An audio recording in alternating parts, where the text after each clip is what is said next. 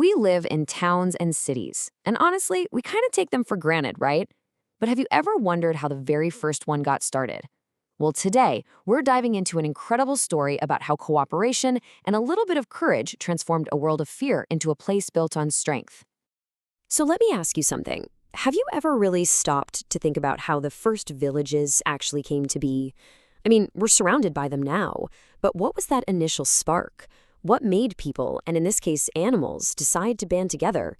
This story has a pretty amazing answer. So, to get this, you have to picture a world that's totally different from ours. No walls, no towns, no safety nets. For the creatures in our story, their whole world was what you could call a forest of fear. Every single day was just about making it to the next. And here's the fundamental problem, the core conflict. In this forest, you had two very different groups. On one side, you have the peaceful animals, the cows, the horses, the goats, all just trying to live their lives, you know? And on the other side, the predators. And for them, these peaceful animals were just lunch.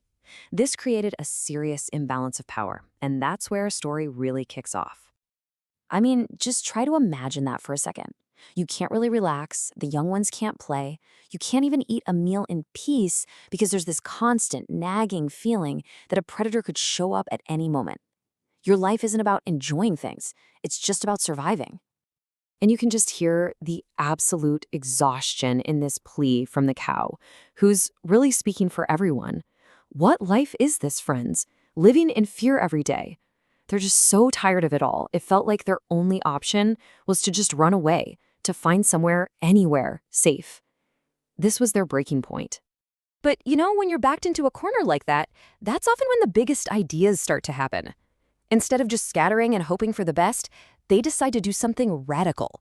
They're going to form an alliance by asking for help from the most powerful and, let's be honest, most unpredictable beings in the entire forest. And who are these powerful beings? Well, us, humans. Back then, humans were also just trying to get by, living up on hills or in tree houses just to stay safe themselves.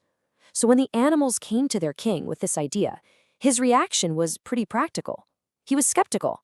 His first question was basically, okay, but why? What's in it for us? Now here's the brilliant part. The animals didn't just show up asking for a handout. They came with a proposal, a real partnership. Each animal offered something unique and incredibly valuable. The ox offered its strength for farming. The donkey could carry heavy loads. The horse offered speed. And the cow, nourishing milk. This wasn't a plea for charity. It was a deal. And the humans, well, they were smart enough to see that this was an amazing deal for them too. This wasn't just about saving some animals. This was a game changer. With the animals' help, they could move from the risky business of hunting and gathering to the much more stable world of farming. It was a total win-win. So the pact is made, everyone's on board, and together they start building this brand new world, a safe haven. But, as they're about to find out, just because you build a wall doesn't mean the danger just disappears. Okay, so here's how it all went down. Day one, they make the deal and the animals move in. But boom, a problem hits right away. The predators just start attacking at night. So the humans come up with a plan. Let's clear the forest around us so we can see them coming.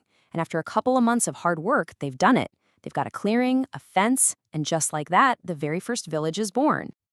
But here's the thing about a fence. It can only do so much. Sure, it was a physical barrier, but it couldn't stop the fear that came with the darkness. The predators were smart, they were relentless, and they kept finding ways to sneak in under the cover of night. The terror was still there. It was becoming pretty obvious that this new community, this awesome new village, was missing something. They had walls, they had strength in numbers, but they were missing one final crucial piece of the puzzle. They needed more than just a wall. They needed a guardian. So they sent the cow on a top-secret mission back into that dangerous forest to find an old friend they hadn't seen in a while, the dog. And when they finally found each other, it was this incredible reunion. The dog was so happy to see them, but also, terrified for them being out there in the wild. And the cow just lays it all on the line. The only one with the power to save us is you. And notice what she says next. You can sense danger in the night and warn everyone. They didn't need another fighter. They needed a sentinel. They needed an early warning system. and nobody had senses like the dog. But this was a huge thing to ask. Because see, the dog was a carnivore. It was part of the predator's world, even if it wasn't hunting its friends. To join the village meant it had to completely change its way of life. It meant giving up its very nature. It was a true sacrifice. And the dog's response? Wow, this is really the heart of the whole story. It thinks for a moment and says, a life without sacrifice for friends? Is that a life at all? I will come. In that moment, the dog chose community and purpose over its own way of life. It's just so powerful.